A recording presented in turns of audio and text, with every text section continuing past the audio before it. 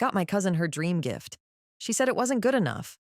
I had family visiting over the weekend. My aunt and uncle are super friendly, but my cousin is a piece of work. She recently graduated with a useless degree, is unemployed, and refuses to get a part-time job even though she complains nonstop about not having any money because, in her words, people with degrees don't need to work retail. The whole weekend tested every ounce of my patience.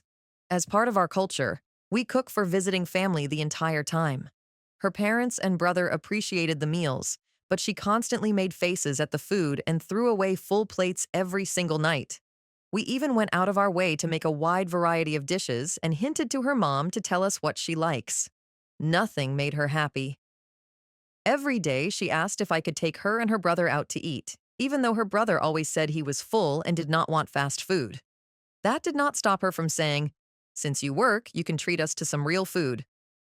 One night, I went on a snack run and texted both of them asking if they wanted anything. I told them it was on me. They asked for soda and chips, and while her brother thanked me, she gave me a dirty look and said, "You got regular Coke?" You know I only drink diet. I checked the texts, and she literally just said Coke. She also complained that I got the small bag of chips and said, "We are adults, you know." Her brother did not say anything. He just shook his head, thanked me again, and walked away. The final straw came during a family conversation in the living room. My cousin and her mom were talking about redecorating her room. They kept mentioning how much they loved the giant mirrors from IKEA and Target, the ones that are around $100. They even showed my mom the styles they liked on their phone. Coincidentally, I had seen the exact same mirror style and size on Facebook Marketplace the day before.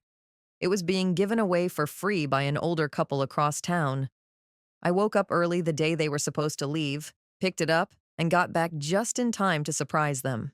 My aunt was thrilled and practically screamed with excitement when she saw it.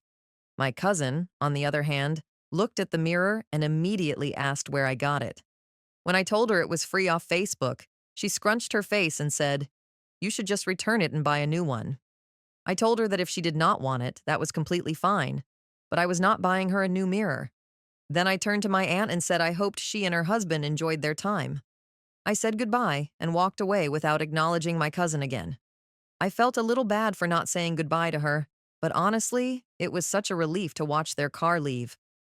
Oh, wow! You're a true saint! Putting up with this dumb, ungrateful piece of shit instead of telling her to fuck off on day one. Your cousin is a walking guide on how not to live. Jobless, with a useless degree, but a crown bigger than Everest on her head. People with degrees don't work retail, huh? Well then, go fuck yourself, princess. Let her enjoy breathing air and admiring her worthless diploma while starving. And the food drama?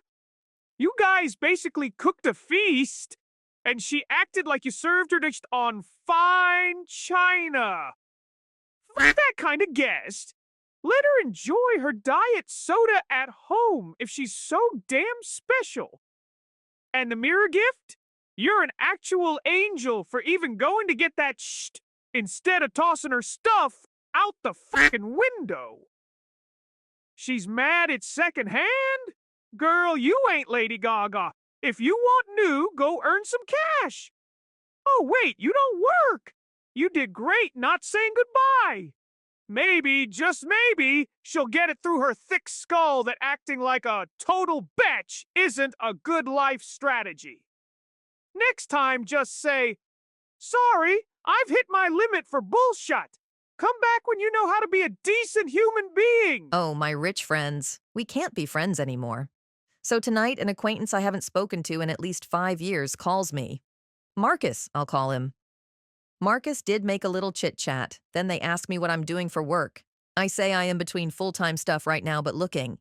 They agree that the job market is hard and how they are divesting themselves of a business that they've had for decades as the sellers aren't buying anything anymore. I give a little laugh because that's a weird way to refer to clients, but maybe Marcus is a little down. They then mention about their home in New England and their home in the West Coast in a highly desirable area on the beach that they want to split the entire summer between the two locations because it's so hot in the South in the summer. I say something along the lines of, That's a heck of a problem to have. And we laugh again. That's when they drop their entitled request on me. They want someone to care for their extremely obese, nearly bedbound elderly auntie that lives with them. 7 days a week, no days off, for 3 months. The best part? This home is not air conditioned. They want to offer a fellow human $200 per week since it's light duty, but they say I'd have my own room. I own a home, so that isn't of interest to me. I explained that I was going to have to pass on this amazing offer, and Marcus got really insulted. He whined and said they didn't know anyone as nice as me, and since I was a flight attendant before this, I know the first aid and serving food stuff. Again, I declined, and he was confused. I said, "Would you work for $200 a week because I won't?" He said he would call in a week to see if I changed my mind. Blocked him as soon as the call ended. Oh, what a heartwarming tale about your rich friend, who turned out to be a greedy little ass. Of course, Marcus is the pinnacle of human garbage, lounging in his wannabe high-class homes while trying to rent out his disabled aunt for a Kang pack of gum. Easy job! My ass! Sit in a furnace with no AC, wipe asses, and feed someone barely conscious, all for $200 a week? Is this guy out of his damn mind? Or has his brain melted entirely into money and ego? And that gem? You were a flight attendant, so you know how to serve food. What a masterpiece of arrogance. So now, because you once handed out drinks on a plane, you're supposed to be his unpaid personal nurse? Yeah, ethic off with that manipulation. And of course, the classic, "I'll call in case you change your mind." Oh, yeah, Marcus, sure. I'll change my mind if you offer me $1 million to not show up and punch you in the face. Aida for telling my roommate's friends to leave or be quiet in our shared apartment. Hi. Just wanted to get some outside opinions on this situation because it's been making me feel very weird. About a week ago, my roommate had friends over on a Tuesday night unexpectedly. It was about 11 p.m. when I decided to go to bed since I had work early. I texted her Polity if she could just make sure to be quiet while I'm asleep. My door is right next to the kitchen living room. She texted me back saying, "Yes, of course." They had their voices up a little bit loud after that, so I decided to step out, asking for them to be a little quieter. After that, I settled with putting my pillow over my head, and I fell asleep. An hour later, around 12 p.m., I woke up to loud voices and laughing. I texted her again, saying, "I'm sorry it's still loud. I haven't slept a wink." After 10 minutes of not replying, I stepped out again, probably a little more aggressive than the first time, asking them to quiet down. They stared at me with blank faces, and I went back to my room. They did not quiet down after that. After 30 minutes, their voices got progressively louder and louder. I texted her again saying, "I'm sorry, but can they please leave?" No reply. I walked out again, asking them, "I'm going to ask you guys to leave or be quiet. I have worked super early and I haven't slept at all." I could tell that they were all wasted based on the blank stares they gave me again.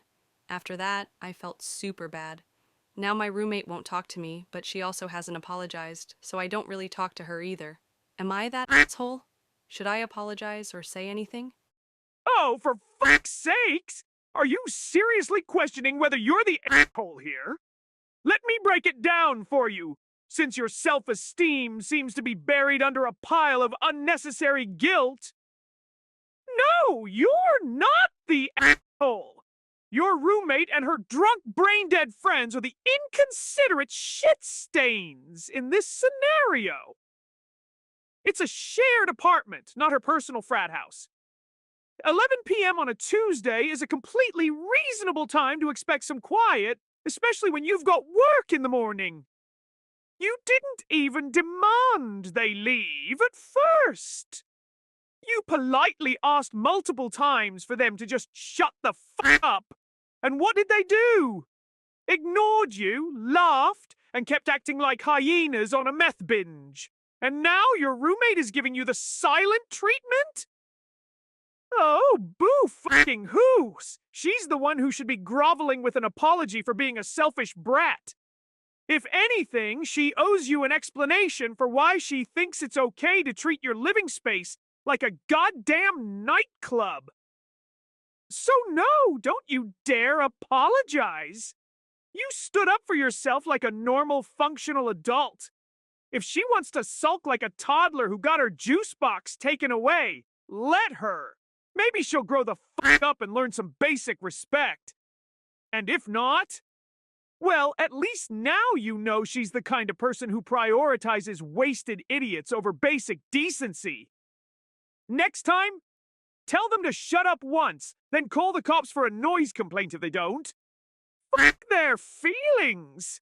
They clearly don't give a shit about yours. Tifu by texting my boss instead of my girlfriend. So this morning, I was in a rush and half asleep when I got a sweet good morning text from my girlfriend.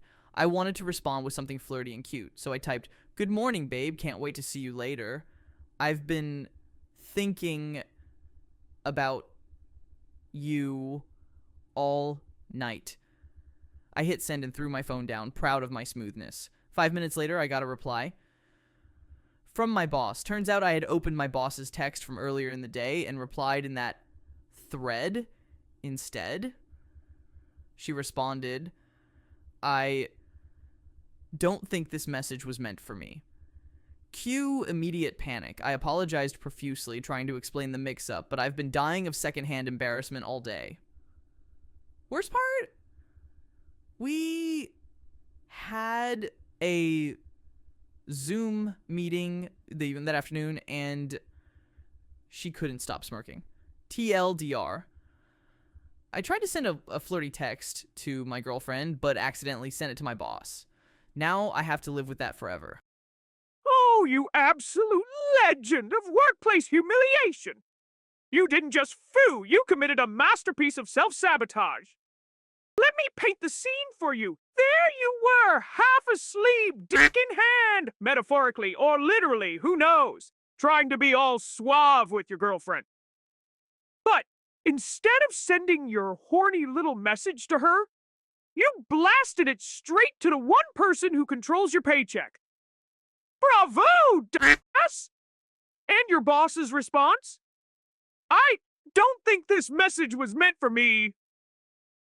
That's the professional equivalent of what the actual fuck is wrong with you? But hey, at least she didn't HR your ass on the spot. Small mercies. And then chef's kiss the Zoom meeting. Her smirk? That's the look of someone who now owns you. Every raise discussion, every performance review, forever tainted by the memory of your desperate, misplaced horniness. Sorry, Johnson. No promotion this year, but hey, at least you've been thinking about me all night. The only silver lining? You've given your coworkers a story they'll tell for years. Remember that time Dave accidentally texted the boss like she was his side piece? Yeah, that's your legacy now.